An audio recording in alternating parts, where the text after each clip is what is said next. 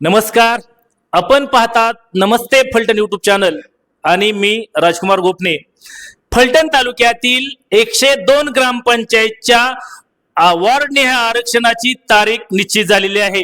दिनांक 8 जून पासून पुढील 4 दिवस म्हणजेच 8, 9, 10 आणि 11 जून रोजी फलटण तालुक्यातील तब्बल 102 ग्रामपंचायतच्या वॉर्ड मधील आरक्षणांची सोडत होणार आहे.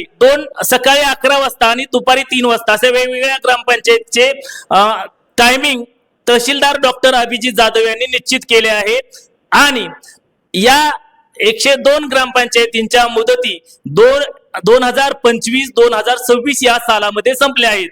अखेरच्या टप्प्यातील ही प्रक्रिया असल्यामुळे आता गावागावात निवडणुका लागणार असल्याचे संकेत राजकीय पुढाऱ्यांना मिळाल्यामुळे आगामी महिना 2 महिन्यामध्ये निवडणुका होऊ शकतात अशी शक्यता निर्माण झाल्याने आता मोर्चेबांधणीला गती येणार आहे.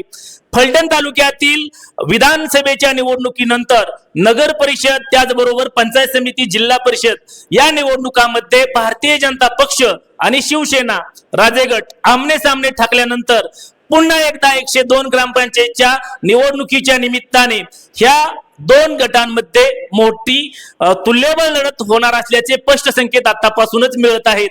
गेली 30-35 वर्ष या सर्व ग्रामपंचायतींवरती जवळपास यामधल्या अगदी 10 ते 20 ग्रामपंचायती सोडल्या तर एखादी राजे गटाचं वर्चस्व होतं. मात्र गेल्या वर्षभरापासून भारतीय जनता पक्षाने वेगवेगळ्या निवडणुकींच्या माध्यमातून आपली ताकद वाढवल्यामुळे फलटण तालुक्यातील आता या 102 ग्रामपंचायतीच्या निवडणुकांमध्ये मोठा संघर्ष पाहायला मिळणार आहे.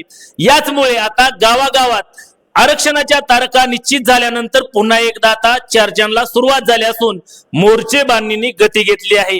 याचमुळे आता या 102 ग्रामपंचायत मधल्या अंतर्गत वॉर्डनिहाय आरक्षणाकडे गावातील कार्यकर्ते लक्ष ठेवून आहेत.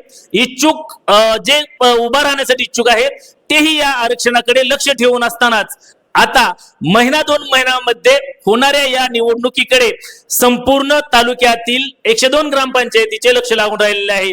यामुळे आता मोर्चे बांधणीला पुन्हा एकदा जोमाने वेग येणार आहे आणि पुन्हा एकदा भाजप विरुद्ध शिवसेना राजेगट आमने सामने ठाकणार आहे. याबरोबरच तालुक्यामध्ये शिवसेना, उद्धव बाळासाहेब ठाकरे पक्ष, राष्ट्रीय समाज पक्ष, शेतकरी संघटना, स्वाभिमानी शेतकरी संघटना, त्याचबरोबर वंचित बहुजन आघाडी, RPI असेल, त्याचबरोबर इतर छोटे छोटे स्वातंत्र्य गट आहेत यांच्या माध्यमातून या निवडणुकांमध्ये आता चांगलीच रंगत वाढणार असतानाच या होणाऱ्या वॉर्डनिहाय आरक्षणामुळे मोर्चेबांधणीला मात्र गती येणार असून पुन्हा एकदा तालुक्याचे वातावरण ढवळून निघणार असल्याचे संकेत आता मिळत आहेत. आजच्या व्हिडिओमध्ये इथेच थांबण्यापूर्वी आपण जर आमच्या नमस्ते फलटण युट्यूब चॅनलवरती पहिल्यांदा असाल तर आमचे नमस्ते फलटण युट्यूब चॅनल आपण सबस्क्राईब करा, बेल आयकॉन दाबा जेणेकरून आमचे नवनवीन व्हिडिओ लवकरात लवकर थेट तुमच्यापर्यंत पोहोचतील. व्हिडिओ आवडल्यास लाईक आणि शेअर करा. आजच्या व्हिडिओमध्ये इथेच थांबूया. पुन्हा भेटूया नवीन व्हिडिओमध्ये. तोपर्यंत धन्यवाद.